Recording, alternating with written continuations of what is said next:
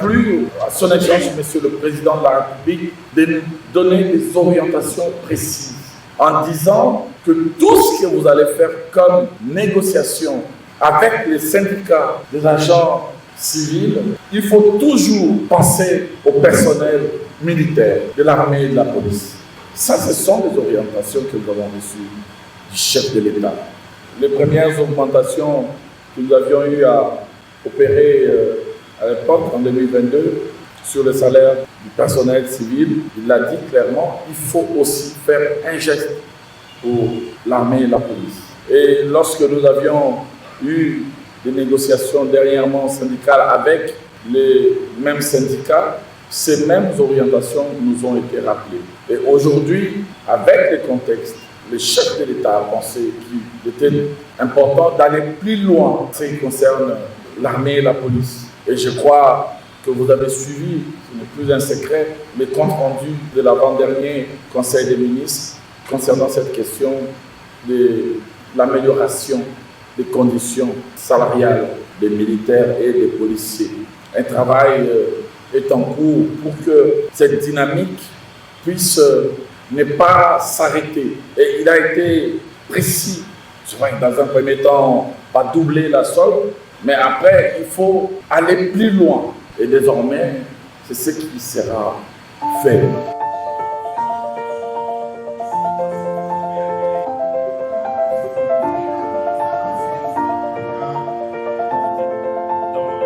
Conformément à la loi du 15 juillet 2022 portant régime spécial de sécurité sociale des agents publics, plusieurs catégories qui étaient oubliées par les passés ont été prises en compte dans le cadre de la politique de sécurité sociale des agents publics de l'État. J'ai parlé des policiers et des militaires, il y a aussi des enseignants de l'EPST qui ont beaucoup souffert de cet oubli. Et aujourd'hui, le président de la République nous a demandé de corriger les systèmes et c'est ce que nous avons fait. Désormais, la retraite de militaires et de policiers sera mieux assurée, aura un visage humain. Désormais, les droits liés au veuvage, aux rentes d'orphelins seront mieux encadrés et mieux protégés. Bientôt, les risques pris par les militaires, notamment, je pense ici à ceux qui sont au front, et les policiers qui garantissent l'ordre, la sécurité des biens et des personnes ici dans notre pays, eh bien, ces risques-là seront pris en compte, seront couverts. Un policier blessé sera pris en charge par la Caisse nationale de sécurité sociale jusqu'à la réparation de la blessure ou de la maladie, s'il est démontré que c'est une maladie professionnelle. Idem pour les militaires qui sont au front actuellement, des blessés de guerre, ils seront pris en charge entièrement. Ceux qui, par malheur, peuvent être déclarés invalides, amputés d'un bras ou d'une jambe, on le voyait hier ici, mendier dans nos marchés, dans nos quartiers, eh bien c'est terminé ces affaires-là. Ils seront pris en charge à vie. À vie.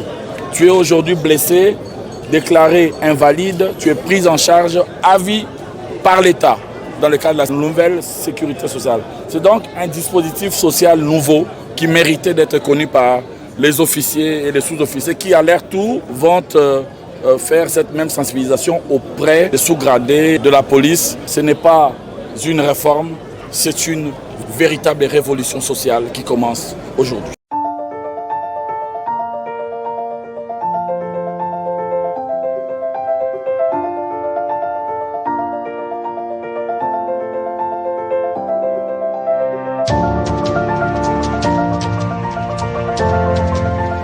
Je suis heureux de tenir cette activité aujourd'hui avec les enseignants. Parce que dans notre pays, qu'on le veuille ou pas, les enseignants appartiennent à une catégorie d'agents qui avaient été longtemps laissés pour compte.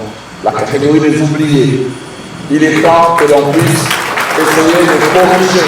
Ce processus de correction peut nous prendre du temps, oui, mais il faut que la volonté politique soit sur la table et que démonstration soit faite que oui, le gouvernement a pris conscience que pour construire une nation solide, une nation véritablement grande, il faut d'abord compter avec l'éducation. Et l'éducation, on peut la faire avec des enseignants placés dans des conditions psychologiques optimales. On ne peut pas prétendre éduquer et bien tenir un système éducatif avec des enseignants qui se réveillent tous les jours avec la migraine qui ne savent pas où mettre la tête. Il faut agir vite. Et c'est la conviction du président de la République. Il est au courant de cette situation. Et il nous a clairement indiqué d'agir afin de résorber de manière systémique cette situation. Cette anomalie.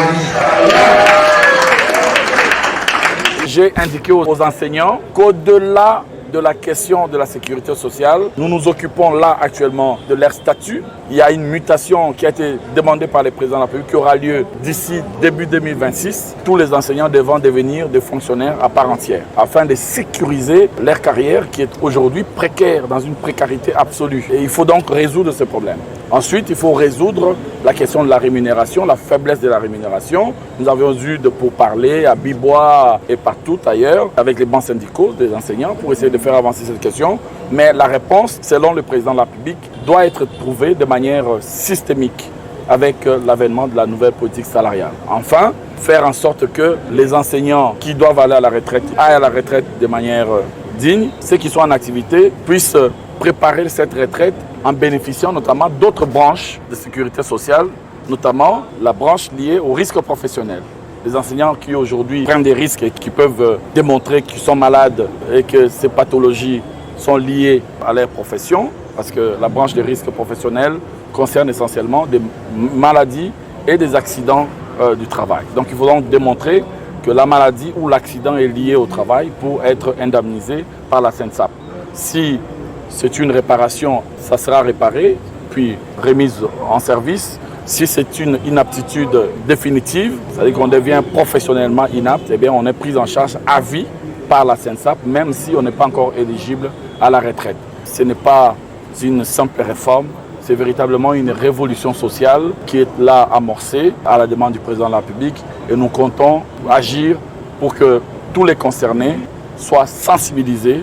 Là aujourd'hui, on a sensibilisé une partie des enseignants et nous espérons sensibiliser maintenant les sensibilisateurs qui vont à leur tour aller à travers tous les territoires pour aller apporter cette bonne nouvelle et espérer que ce qui nous reste à faire, c'est vraiment rehausser le niveau de notre système éducatif. Et je pense que nous sommes sur une bonne voie. On est très contents. Ce n'est pas une réforme, mais plutôt une révolution. Nous sommes très contents parce qu'on a été oubliés plus longtemps, mais cette fois-ci, en tout cas, nous osons croire qu'à la longue, même nos enfants, nos épouses vont se retrouver après nous pour quand même aller aussi de l'avant. L'enseignant a été chosifié et avec cette nouvelle réforme, on comprend que le président de la République et avec le gouvernement actuel, ils ont compris qu'il fallait prendre l'enseignant en charge et juste après qu'il ait terminé sa carrière professionnelle. C'est une très bonne chose pour nous. Et nous ne pouvons que nous en réjouir. Nous sommes vraiment très contentes de paroles de notre vice-premier ministre. Même toute la salle était vraiment éblouie. Il nous a promu beaucoup de bonnes choses et nous espérons qu'à la longue, ça va se réaliser et nous serons vraiment très joyeux. C'était Limakasi, tout ça vraiment na Esengo, na vice-premier ministre à l'Obéli Bissonko et à Lelo. Parce que tout le monde avec ma promesse il y a Pessibiso, tout comme à Malunga. Tout espérer dans ma pour que tout comme quand même prise en charge dans Dengue Sengeli.